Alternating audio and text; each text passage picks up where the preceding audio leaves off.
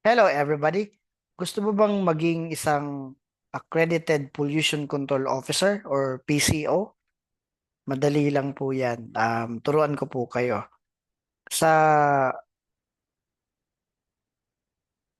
PCO accreditation system ng DENR Environmental Management Bureau na nakikita niyo po sa screen, diyan po nag-a-apply ng accreditation.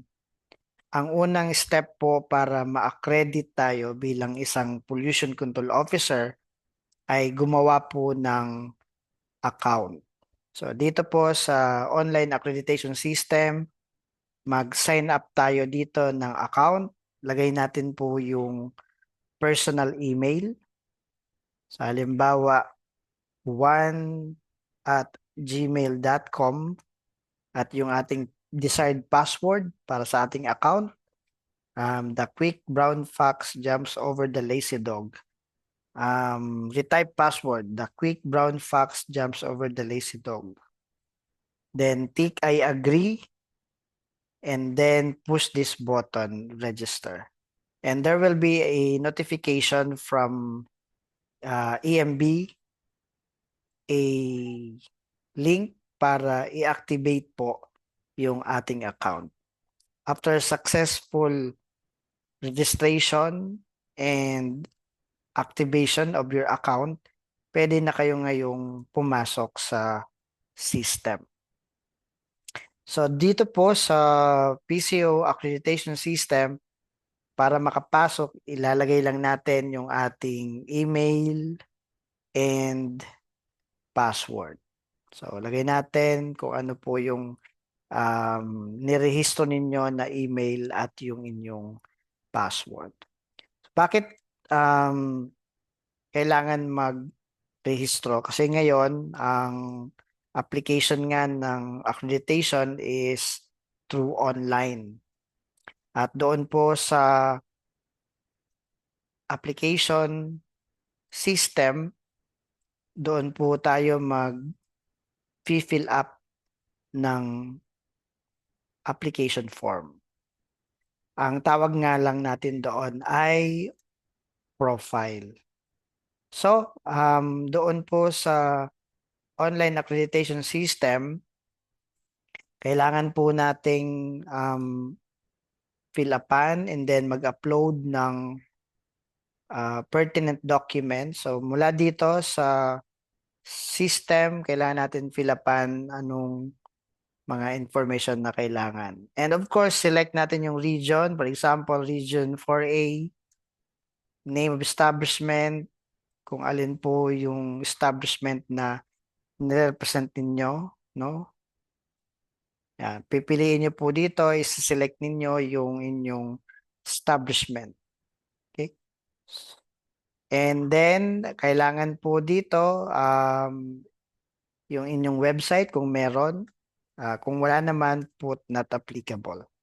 And then dito sa nature of business of the establishment, select natin yung nearest description of our establishment. So halimbawa, piggery or poultry, animal production. Marami tayong pwedeng um, piliin dito. Halimbawa, yung mga hospital, no? Yan. Click nyo lang yan. Then, of course, the category of your establishment, whether category A or category B. Yan. Why we need to select the category? Kasi kailangan po yan ng evaluator to determine the competency requirement of the applicant. Sa DAO 2014-02 or the revised guidelines for pollution control officer accreditation, yung pong kasing mga categories ng ating mga establishment will determine the competency requirement ng isang applicant pagdating po sa education and work experience. Pagka-category A, pwede nating sambitin na low risk establishment. Pagka-category B, pwede sabihin natin na medium to high risk establishment. Therefore, mas stringent yung competency, especially pagdating sa education and work experience. Pagka category A, medyo relax ang competency requirement.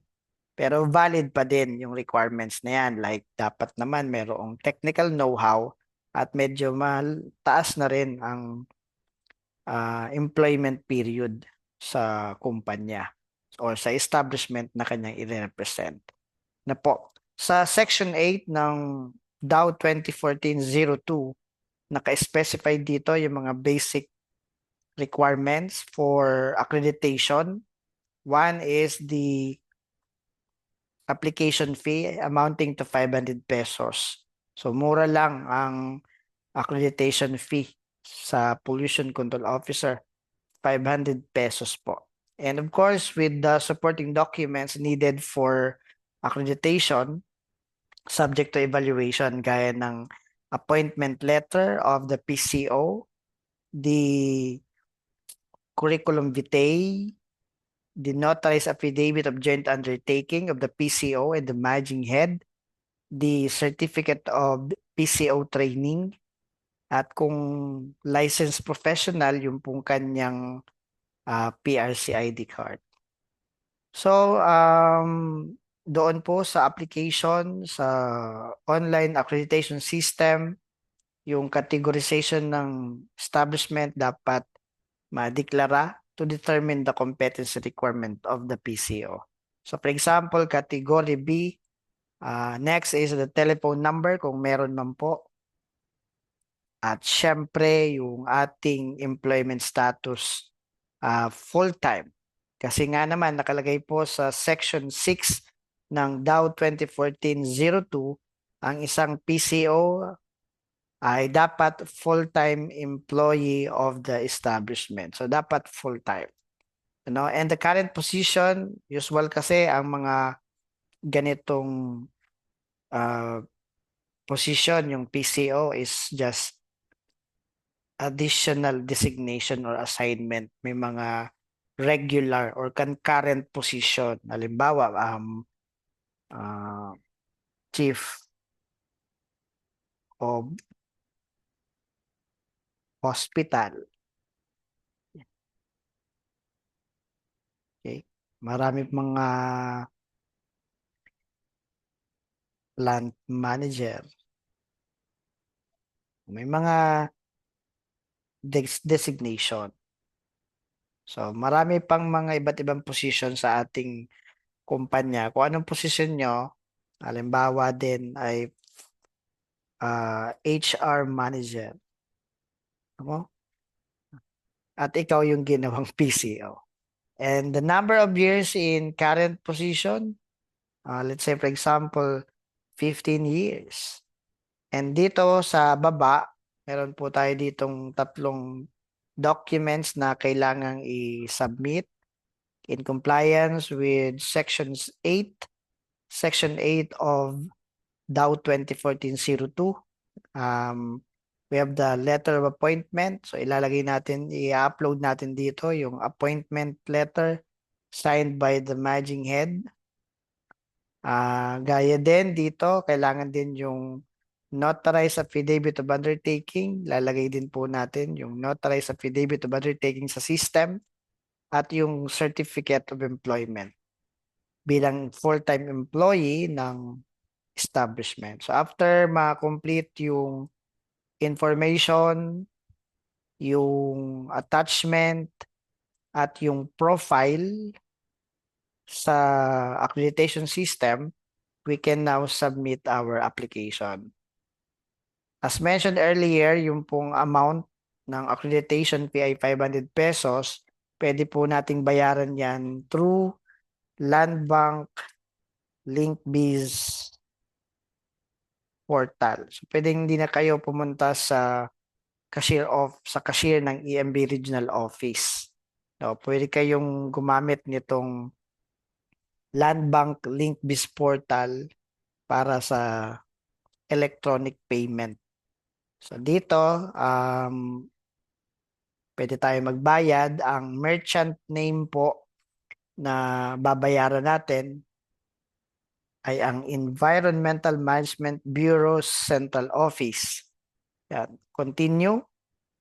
At siselect tayo ngayon ng transaction sa EMB Central Office. At yun nga po yung ating PCO accreditation fee.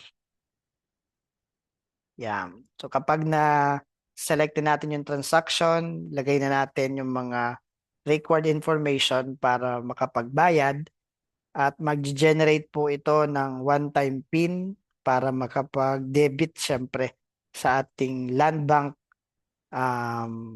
account, no, or sa iba pang online banking. And again, the land bank link BIS portal will generate electronic receipt of payment na i-upload natin sa system pabalik dito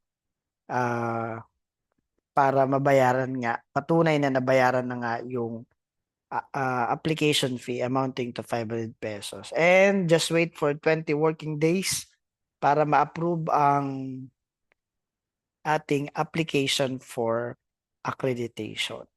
So, yun lamang ang maisishare ko muna about paano maging isang accredited pollution control officer at sa pag-apply ng accreditation through pco.emb.gov.ph. Maraming salamat everyone. Kung may tanong, paki-comment na lang sa baba. And please watch for more videos regarding environmental compliance and management. I am Engineer Jeric Picasso. Thank you everyone at mabuhay ang mga pollution control officer.